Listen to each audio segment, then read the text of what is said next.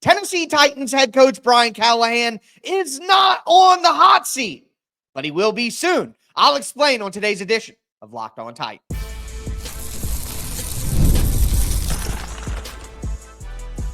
You are Locked On Titans, your daily Tennessee Titans podcast, part of the Locked On Podcast Network, your team every day. Welcome to the Locked On Titans podcast. I am your host, Tyler Rowland, Titans fans. Today's edition of the Locked On Titans podcast is brought to you by PrizePicks.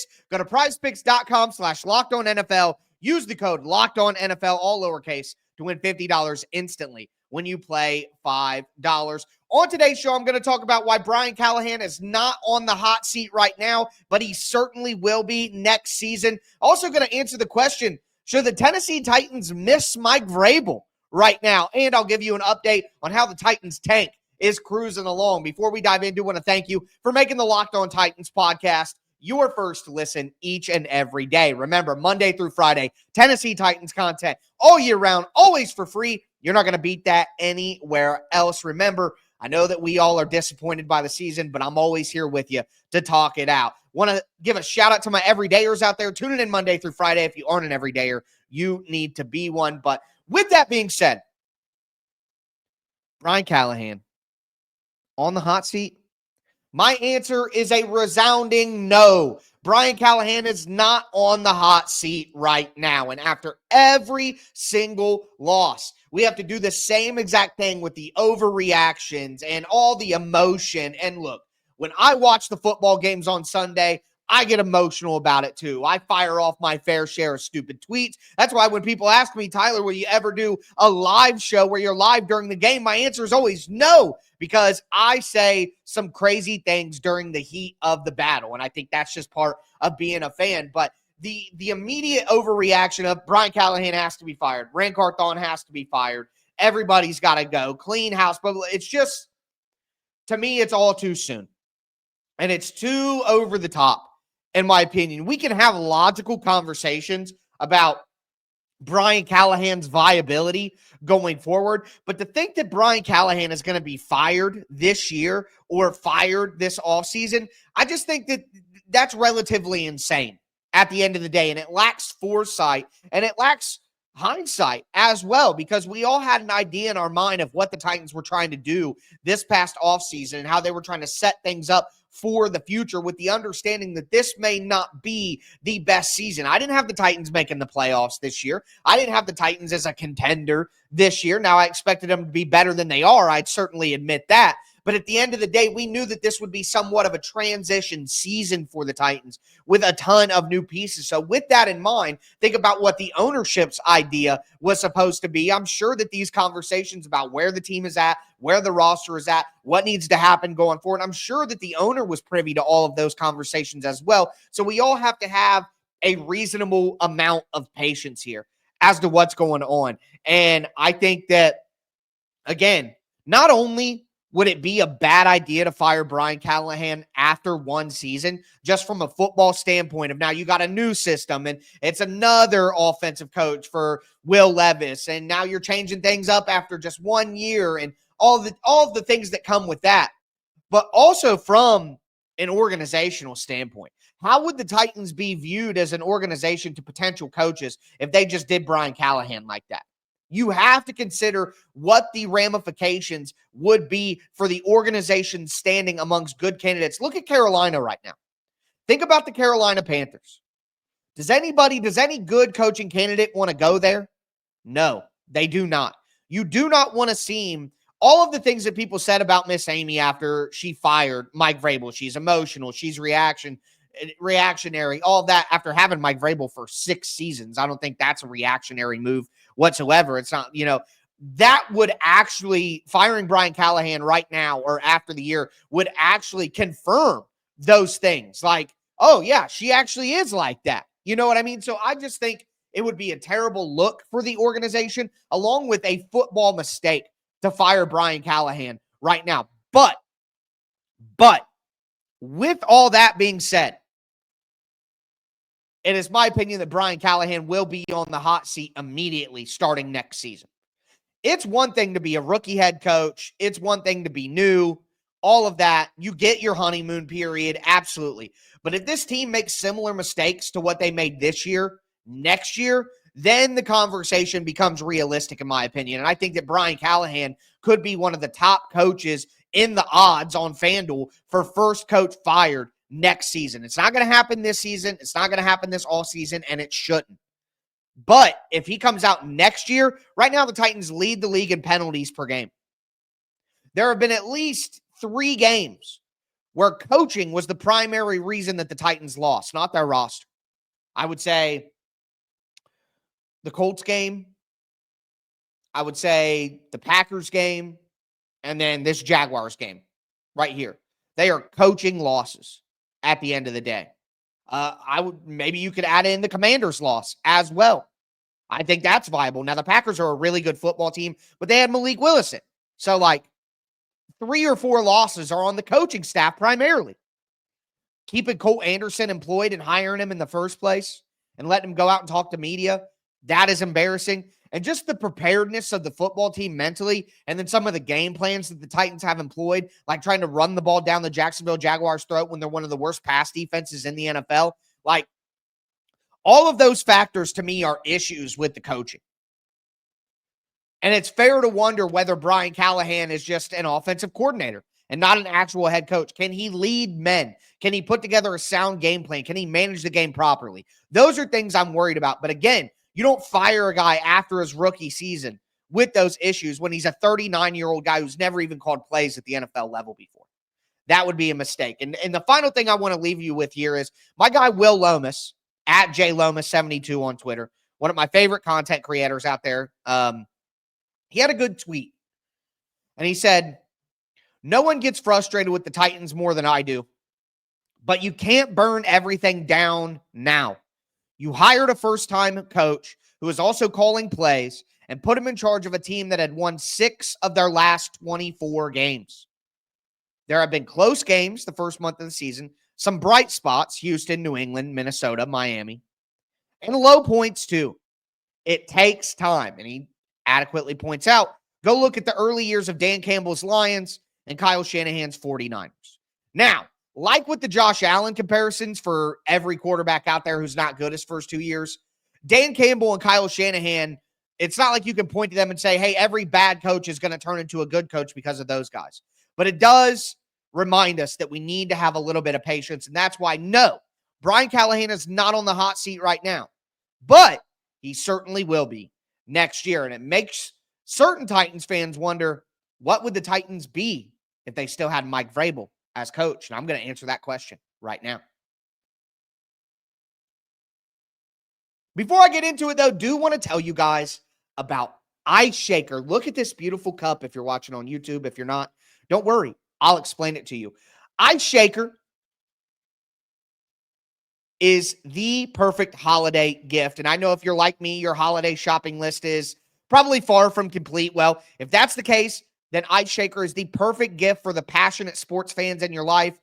If you haven't heard of IceShaker, they're officially licensed with the NFL, NHL, NBA, NCAA, and MLB. They were created and used by the Gronkowski brothers, and they've sold over 1 million bottles. And right now, if you go to IceShaker.com and use the code LOCKEDONNFL at checkout, you can save 25% off your order. It's kitchen-grade stainless steel bottles that don't absorb odors like plastic bottles do.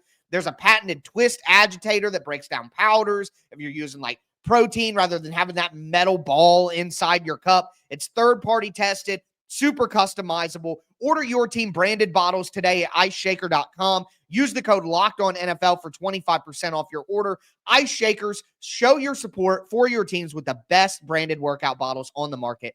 IceShakers. Today's episode is also brought to you by Prize Picks. Prize Picks is for people who love watching the game. And if you love watching the game, again, you're going to love Prize Picks because it's the easiest and most exciting way to play daily fantasy. Whether it's football, basketball, any of your favorite sports, Prize Picks makes your holidays bigger and brighter. And right now, you can win up to 200 times your money on Prize Picks. Plus, this holiday season, they're giving away $30+ million in rewards during Pickmas and offering 2 free picks in December. And when your picks hit, Prize Picks makes it easy to cash out so you can get your money in as fast as 15 minutes.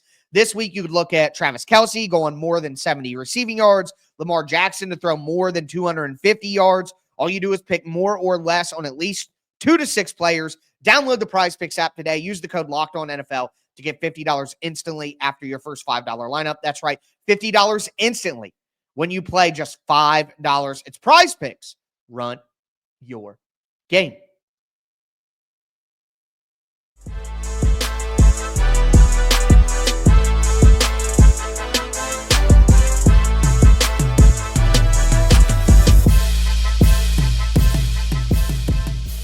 Titans fans, let's continue today's edition of the Locked On Titans podcast. It's kind of a Talk It Out Tuesday, you could call it. Some talking points here. We talked about Brian Callahan and his status as the head coach of the Tennessee Titans. There's plenty to be concerned about, but firing Brian Callahan this offseason is just not a realistic solution. However, a lot of Titans fans at this moment in time are wondering, did the Titans make a big mistake firing Mike Vrabel? A lot of Titans fans in my comments constantly, you wanted to fire Mike Vrabel. You deserve this. Okay, well, you have to be sad too. So it's not like you get to be happy. I hope you're not happy that the Titans are having a terrible season. That would be a weird thing for a Titans fan. But I just want to have the conversation. So we'll start. I put a poll up on Twitter. How many wins do you think the Titans would have right now if Mike Vrabel was the coach? Feel free to let me know down below. Hit me up on Twitter at TicTacTitans. Let me know your answer. Do you think they have less wins than they have now? Do you think it's the same? Maybe 4 to 5, 6 or more? Where do you end? For me, I think the Titans would be at 4 to 5 wins. That's where I would have the Titans if Mike Vrabel was still the coach. They would have 4 to 5 wins. I think a couple of these games, the Colts game, this game against the Jacksonville Jaguars, I think the Titans would have won those 2 games. I don't think it would have changed what happened with Green Bay because Matt LaFleur is a better head coach than Mike Vrabel. Matt LaFleur is a better football coach than Mike Vrabel is. I don't think it would have changed the Minnesota game, the beat downs by Buffalo and Detroit. Buffalo smoked the Titans when Mike Vrabel was the head coach the last time they played. It was 41-7, something like that.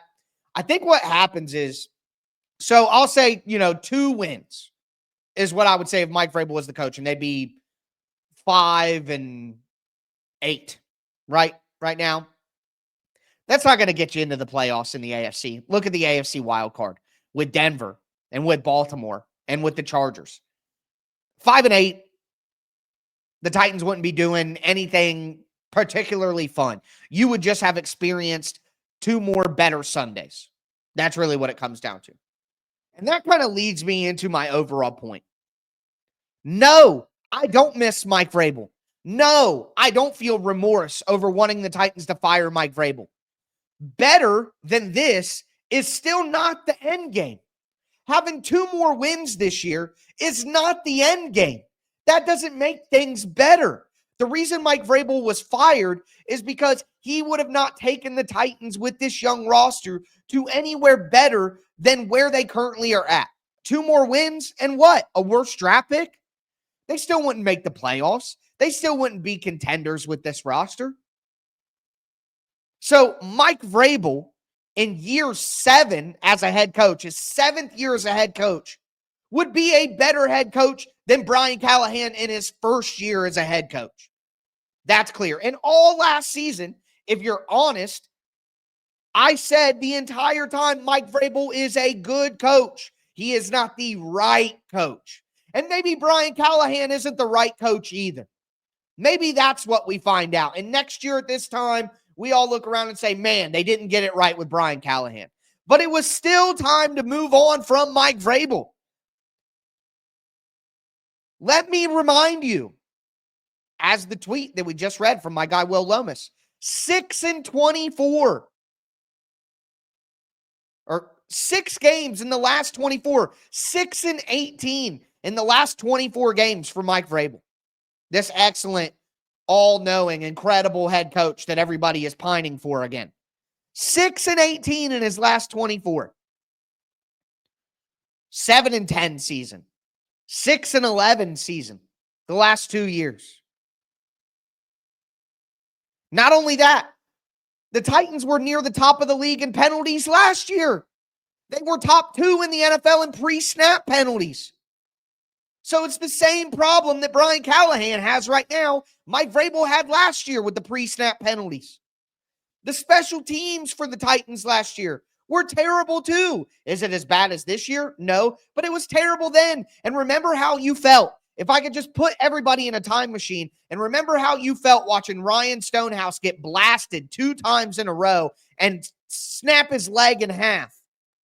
How you felt about Mike Vrabel keeping Craig Aukerman around for his entire tenure.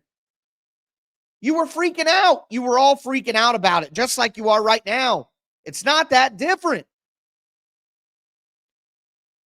Not only that, but the inability to hire good coordinators, good assistant coaches.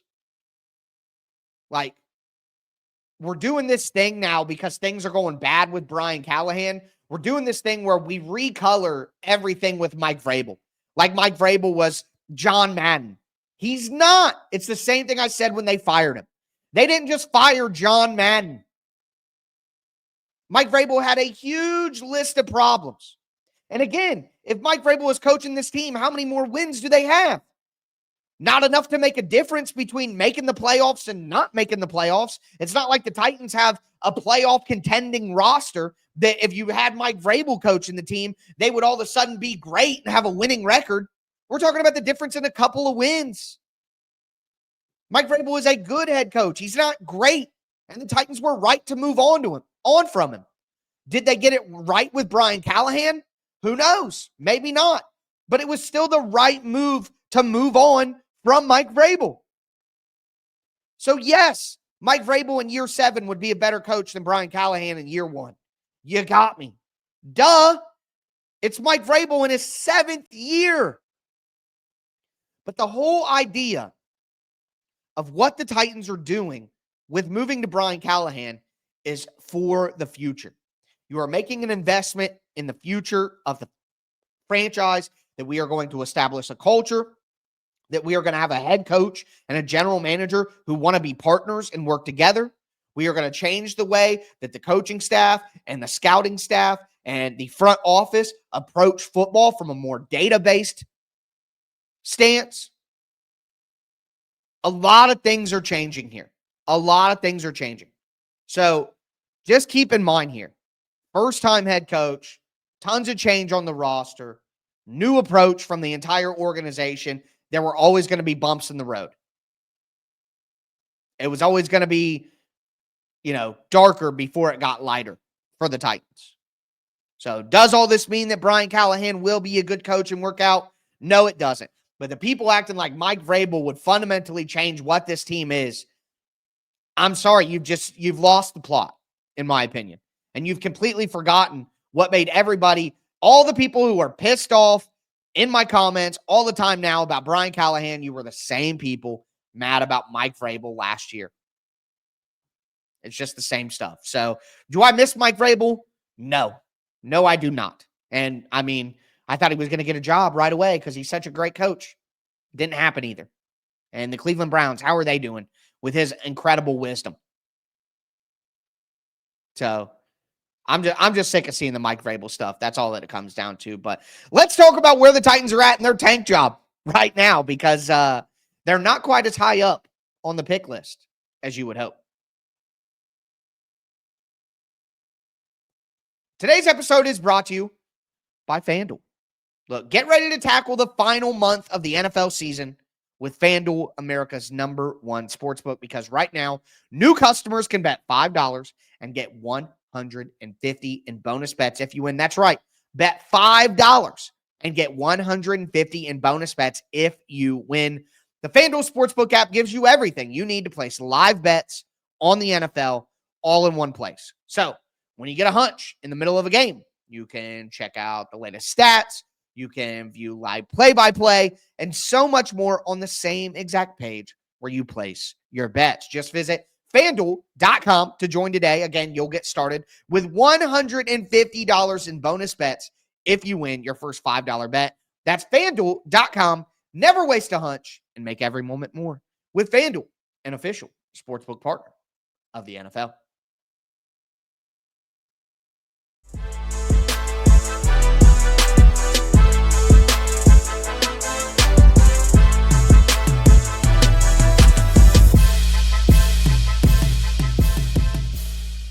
Titans fans, let's cap off today's edition of the Locked On Titans podcast. We talked about Brian Callahan being on the hot seat. We talked about why I do not miss Mike Vrabel, and to me, that's a grass is always greener type deal, quite frankly. But now, let's get into where the Titans tank sits at, because after that loss to the Jacksonville Jaguars, you would hope that it would have helped out the Tennessee Titans draft pick quite significantly. They were number 7 coming into the week, but even after the loss to Jacksonville, they only move up to 6th. Tough for the Tennessee Titans. The reality is, for them to move up in a significant way in the draft order, they would need teams ahead of them to win games. Like, they're not just going to be able to beat them on the tiebreaker. So what is the tiebreaker for draft picks? It is strength of schedule, the combined record of your schedule. And right now, the Tennessee Titans, as what happened last year when they had the same record as the Giants and the Chargers, the Titans' strength of schedule is not something that helps them. It's not. So the Titans are 6th right now in the draft order. Their strength of schedule is 509. All right. The teams in front of them that have the same record, the Jags, 3-10, the Panthers, 3-10, the Patriots, 3-10. All of them have strength of schedules in the 400s. Jags are 489. Panthers are 484. Patriots are 459. The Titans aren't even close. 489, I guess. That's quite a ways off. So what impacts that? Again, it is the strength of schedule of the opponents that you've played. The Titans would need people that they've played to lose games, while the people that the Jags and the Panthers and the Patriots have played to win games, making their strength of schedule harder, the Titans easier. The easier the strength of schedule, the higher you are in the picks. So the Titans are just in a tough spot from that standpoint. Now, the two teams at the very top, coincidentally, are the two teams that need quarterbacks. The Raiders are 2-11. The Giants are 2-11. Now, I don't think the Titans are catching them, but they don't need to, because those teams are going to take quarterbacks. I would love to see Sanders with the Raiders and then Cam Ward with the Giants. I think that's the cleanest fit prospect the team. Cam Ward probably closer to Josh Allen with his mobility and his body size. Maybe Brian Dable could get the best out of him. Sanders, maybe they hire Deion Sanders as the head coach to go with the son. That would be pretty cool for story purposes, I admit. But I don't think the Titans are getting close to those guys. Now, coincidentally enough, their strength of schedules are even better than the Titans. The Raiders are 536 and the Giants are 546. Remember, the Titans 509. So if the Titans could get close to those guys, if those two were to win games and the Titans don't, then the Titans would have a good chance to beat them out for the first pick. But I just don't think that's likely. So it's the Patriots, the Panthers, the Jaguars. They're all 3-10. The Titans are going to need a couple of those teams to win to move them up the board.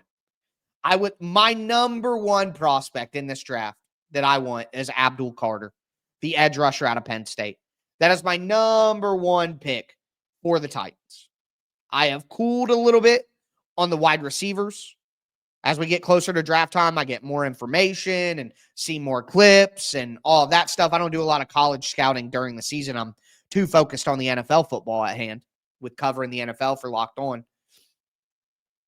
But as we start to get more information on the draft, I'm less excited about the wide receivers and more excited about the edge rushers. Abdul Carter, Mikael Williams. Those are two guys that I really, really like for the Titans. But to ensure that they can get their hands on them, they need to be a little bit lower. So that's what we're looking for from here on out. After the Titans lost that game to the Jaguars, man, my confidence is rattled in a way that I don't think can be repaired this season. I'm not going to expect the Titans to win any of their games going forward. I have a hard time believing that and seeing that. So hopefully the Panthers, who are playing better football, the Patriots coming off a bye, the Jags I don't have a lot of faith in either. They were terrible yesterday. The Titans were just even worse. So I don't know if they're going to be able to pass up Jacksonville, but maybe the Patriots and Panthers get a couple wins down the stretch and the Titans can get into the top 4. We know that the Jaguars aren't going to take an edge rusher because they have Travon Walker and they have Josh Hines-Allen. It's one of the only spots on their team that's actually good. So maybe they go with an offensive lineman. Maybe they go with Will Johnson, the cornerback out of Michigan, that would make some sense. Maybe they go with Travis Hunter as well. That would make a ton of sense for Jacksonville, although I would hate to see that. But either way, the Titans are going to need a little bit of help if they actually want to get higher than number 6 overall. So will be interesting to see, but we'll have to keep our eye on that through the last month of the season. But that's going to do it for me today, folks. Make sure that you get subscribed, stay subscribed, throw a thumbs up on the video, throw a Titan up down in the chat. I am your host, Tyler Rowland, and this was Locked On Titans.